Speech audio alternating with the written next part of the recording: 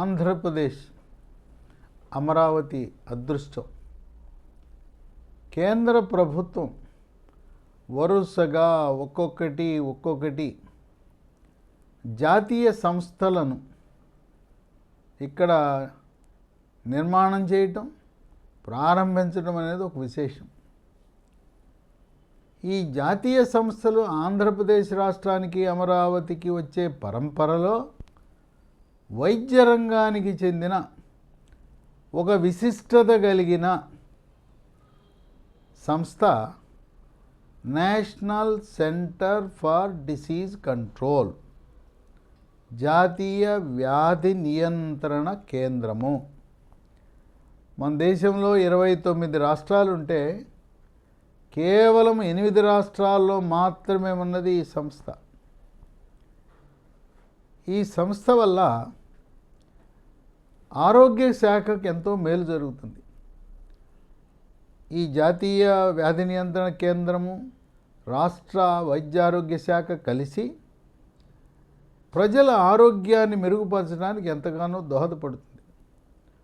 ముఖ్యంగా అంటు వ్యాధులు,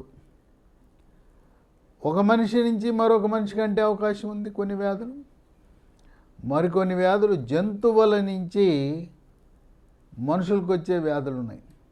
ముఖ్యంగా పందుల నుంచి మనుషులకు వచ్చే వ్యాధులు ఉన్నాయి.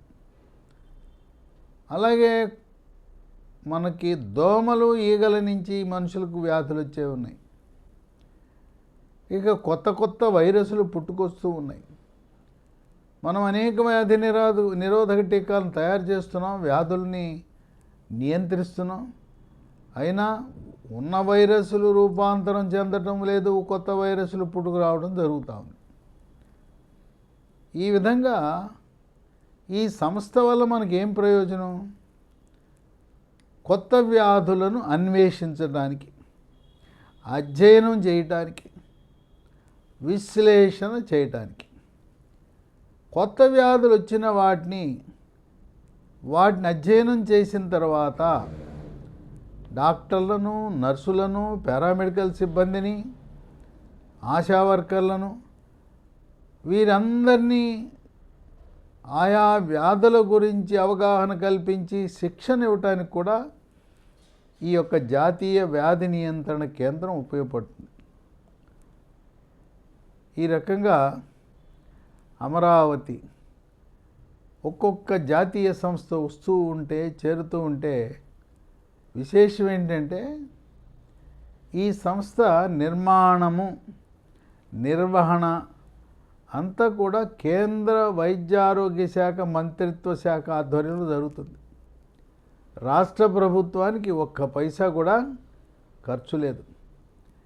ఇలా దాదాపు కేంద్ర సంస్థలు, జాతీయ సంస్థలు 200 పైగా అమరావతిలో రంగ ప్రవేశం చేయబోతున్నాయి అంటే ఆంధ్రప్రదేశ్ ప్రజలకు ఎంతో సంతోషం. మన ఉమ్మడి రాష్ట్రంలో ఆనాడు కేంద్ర ప్రభుత్వ జాతీయ సంస్థలన్నీ కూడా హైదరాబాద్లో పెట్టారు. అయ్యో మనం అన్ని సంస్థలను కోల్పోయామని ఒకంత దిగులుగా ఉండింది 2014లో.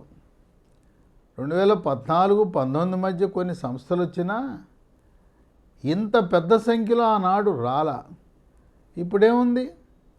హైదరాబాదును తలదన్నేలా హైదరాబాదులో ఉండే సంస్థలన్నీ కాక అదనంగా హైదరాబాదులో లేని సంస్థలు కూడా అమరావతికి రావటం అనేది విశేషము. ఏదైనా అమరావతి ఆ రాజధానిని ఎంపిక చేసిన వేళ విశేషం. మధ్యలో జగన్మోహన్ రెడ్డి పాలనలో కొంచెం ఒడిదుడుకులు వచ్చినా ఇక అమరావతి యొక్క ఆ అభివృద్ధి సరిలేరు నాకెవ్వరు, సాటిలేరు నాకెవ్వరు, జాతీయ స్థాయిలోనే కాదు అంతర్జాతీయ స్థాయిలో టాప్ 5 నగరాలలో నేనొక నగరాన్ని అనే విధంగా అమరావతి అడుగులు వేయటం 2027 దీపావళి నవంబర్ నాటికి అమరావతి నిర్మాణం పూర్తయి ఎవ్వరూ ఊహించని రీతిలో జాతీయ స్థాయిలోనే కాదు అంతర్జాతీయ స్థాయిలో ఆ నిర్మాణాలు కానీ ఆ గ్రీన్ ఫీల్డ్ వసతులు కానీ కళ్ళు తిరిగేలా నిర్మాణం కాబోవటం అనేది ఒక విశేషం.